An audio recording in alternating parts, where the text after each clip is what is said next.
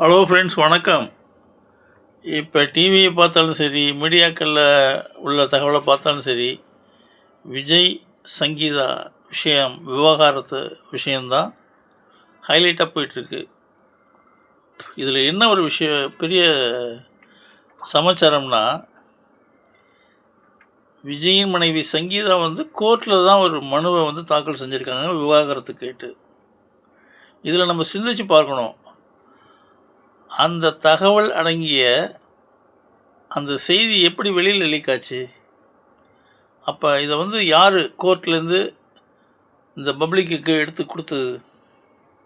அதை செய்த குற்றவாளி யார்? இதெல்லாம் முறைப்படி நீதிமன்றம் கண்டிப்பாக இதனை விசாரணைக்கு எடுக்க வேண்டும். ஏனென்றால் ஒரு நீதிமன்றத்தில் கொடுக்கின்ற மனு பொதுவெளிக்கு வருகிறது என்றால் அது சாதாரணப்பட்ட விஷயம் அல்ல. அதிலும் விஜயின் தனிப்பட்ட குடும்ப பிரச்சனை இதை எப்படி பொதுவெளிக்கு எடுத்துக்க முடியும்? இதை மக்கள் மத்தியில் பரப்பி விஜயின் அரசியல் வளர்ச்சியை பிடிக்காத சில காமூர்கள் சேர்ந்து செய்கின்ற ஒரு சதி என்பது மக்களுக்கு நன்றாகவே தெரிகிறது. விஜய் மீது ஒரு பெண் சம்பந்தப்பட்ட வழக்கினை கொண்டு வந்தால்தான் அவரை அடக்கி வைக்க முடியும் என்பதை புரிந்து கொண்டு ஒரு கூட்டம் செயல்பட்டு கொண்டிருக்கின்றது. விஜய் கிட்டத்தட்ட ஒரு 30-35 வருஷமாக சினிமாவில் இருக்கார். எனக்கு தெரிஞ்சு அவர் சினிமாவில் நடிக்கிற கதாநாயகிகளோட பேரளவில் கூட இல்லை, சின்ன லெவலில் கூட ஒரு சின்ன கிசுகிசுப்பை நான் கேள்விப்பட்டதில்லை. ஆனால் அவரோட நடிக்கும் சக நடிகைகள் பற்றியும் அவரோட இணைத்து பேசுவதும் இப்பொழுது ஒரு அரசியல் ஆக்கப்பட்டு வருகிறது. நான் கேட்குறேன், சங்கீதா அவர்கள் விஜயை நன்கு அறிந்தவர்கள். தனது கணவர் 27 ஆண்டுகள் அரசியல் பண்ணியிருக்காங்க, குடும்ப வாழ்க்கையில் இருந்திருக்காங்க. அப்படிப்பட்ட சங்கீதா ஒரு குடும்ப பெண் தனது கணவருக்கு புகழுக்கும் அரசியலுக்கும் களங்கம் ஏற்படும் என்பது தெரியாமலாக இருந்திருப்பார். அவர் என்ன படிக்காத பெண்ணா? அப்படி என்றால் சங்கீதாவை பின்னில் இருந்து இயக்குவது ஏதோ ஒரு மர்ம சக்தி இயக்கி கொண்டிருக்கின்றது என்பது மக்களுக்கு நன்றாகவே புரிகிறது. இதில் இன்னொரு விஷயம் பாருங்கள், எவ்வளவு பரபரப்பாக டிவிலேயும் மீடியாக்கள்லேயும் விஜயை பற்றிய தகவல்கள் வந்துக்கிட்டே இருக்கும்.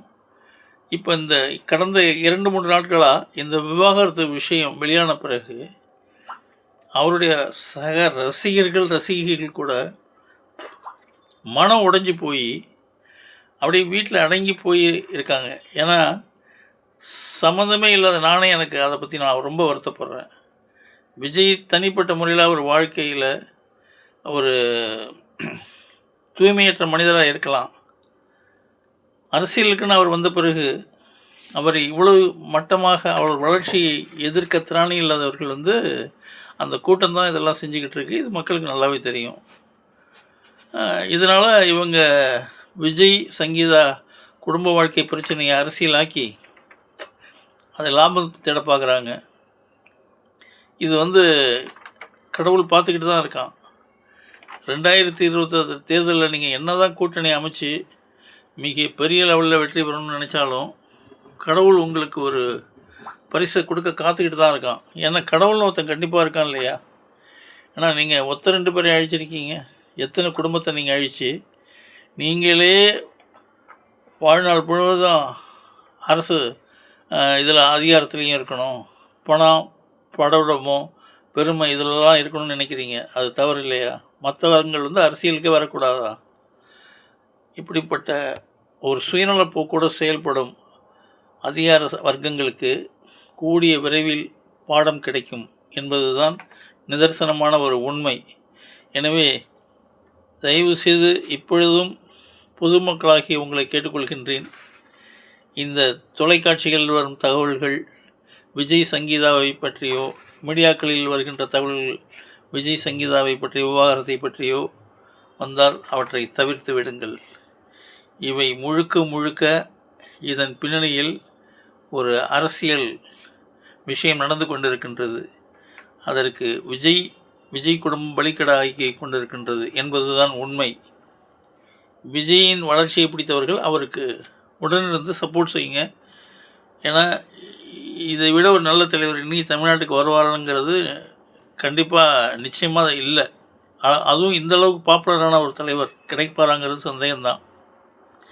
அதனால் வரும் தேர்தலில் உங்கள் வாக்கினை விஜய்க்கு கொடுத்து அவரை ஆதரவு கொடுத்து அவரை மீட்டெடுத்து மீண்டும் தமிழகம் தலை நிமிர்ந்து நடக்க நீங்கள் அனைவரும் ஒத்துழைப்பு கொடுக்க வேண்டும். இதை ஒரு அரசியல் இதாக பார்க்கக்கூடாது.